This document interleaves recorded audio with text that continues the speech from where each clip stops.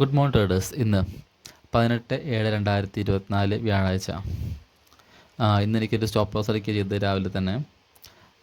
ഞാൻ ശരിക്കും പ്ലാൻ ചെയ്യുന്നത് അപ്സൈഡിലേക്കായിരുന്നു. അപ്സൈഡിലേക്ക് 52,130 മാർക്കറ്റ് എത്തിയ ശേഷം അവിടെ നിന്ന് ഒരു അപ്സൈഡ് മൊമെൻ്റ് ഞാൻ എക്സ്പെക്റ്റ് ചെയ്തിരുന്നത്. മാർക്കറ്റ് ഗ്യാപ്പ് ഡൗൺ ഉണ്ടായ ശേഷം 52,175 എത്തിയ ശേഷം അവിടെ നിന്ന് മുകളിലേക്ക് പോയി. മീൻസ് എനിക്കൊരു എൻട്രി അവിടെ കിട്ടിയില്ല എന്നുള്ളതാണ്. കുറച്ച് വെയിറ്റ് ചെയ്തപ്പോൾ ഞാനൊരു അഗ്രസീവായിട്ടൊരു എൻട്രി ഇന്ന് പ്ലാൻ ചെയ്തു. സോ ഒരു ഷോർട്ടായിരുന്നു, പക്ഷേ അത് സ്റ്റോപ്പ് ലോസ് അടിച്ചു. എങ്കിലും കുഴപ്പമില്ല, നമ്മുടെ റിസ്ക് റിവാർഡിൻ്റെ അകത്തുള്ള സ്റ്റോപ്പ് ലോസ് അടിച്ചിട്ടുള്ളൂ. സോ കുഴപ്പമില്ല. നമുക്ക് എന്നും പ്രോഫിറ്റ് കിട്ടുക എന്ന് പറഞ്ഞാൽ അത് ശരിയല്ലല്ലോ. ഇടയ്ക്ക് സ്റ്റോപ്പ് ലോസ് അടിക്കും വേണ്ടേ. എനിവേ, അപ്പോൾ ഇന്നിൻ്റെ ട്രേഡില്ല, ഇനി നാളെ മാത്രമേ ഉള്ളൂ. Okay, by.